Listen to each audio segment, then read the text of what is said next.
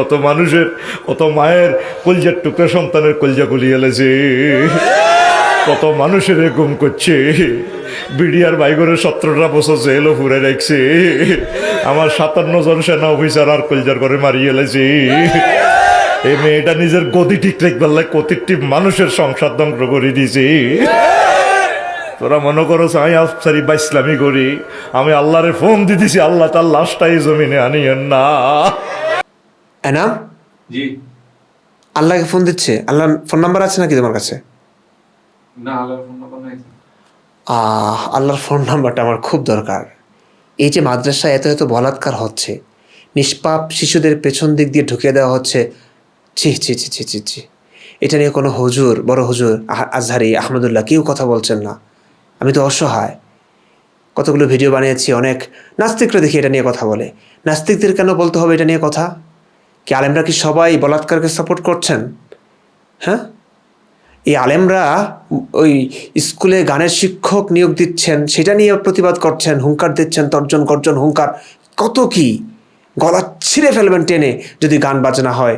আমাদেরকে নিয়ে সেই জায়গায় আবার কোমলমতি শিক্ষার্থীদের মধ্যে আপনার গানের শিক্ষক প্রদান করতে চান, গলা টেনে ছিঁড়ে ফেলবো। আমাদেরকে দুর্বল মনে করেন? সেই আলেমরা মাদ্রাসায় এত এত বলাৎকার হচ্ছে, সেটা নিয়ে কিছুই বলছেন না।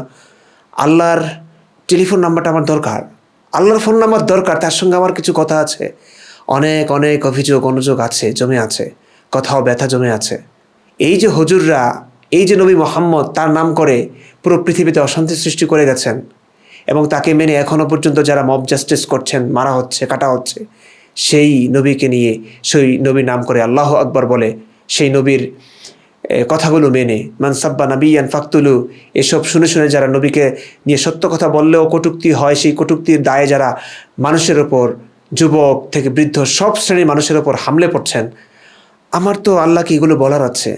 আমার আল্লাহকে এগুলো বলার আছে যে আল্লাহ আপনার নাম নিয়ে 1450 বছর আগের একজন রাখাল এত কিছু করে গেল, অন্যান্য মানুষদেরকে আল্লাহ আপনার বান্দাদেরকে দাস দাসী বানিয়ে গেল, তাদের সঙ্গে যুদ্ধ করে গেল, তাদেরকে মেরে তাদের ধন সম্পদ লুট করে গেল, গনিমতের মাল যেটাকে বলে। আল্লাহ আপনি এই বিচারগুলো করুন। রফিকুল আফসারি সাহেব প্লিজ, আপনাকে আমি অত্যন্ত ভালোবাসি, আপনার সরল কথা, আপনার কণ্ঠস্বর খুব ভালোবাসি, সরলতা আমাকে খুব মুগ্ধ করে। প্লিজ আপনার কাছে যদি আল্লাহর নাম্বার থেকে থাকে, আমি একবার তার সঙ্গে কথা বলতে চাই, অভিযোগ অনুযোগ করতে চাই, আমার কথা ও ব্যথাগুলো তাকে শোনাতে চাই। প্লিজ আফসারি, আপনি আল্লাহর নাম্বারটা আমাকে একটু দিন প্লিজ।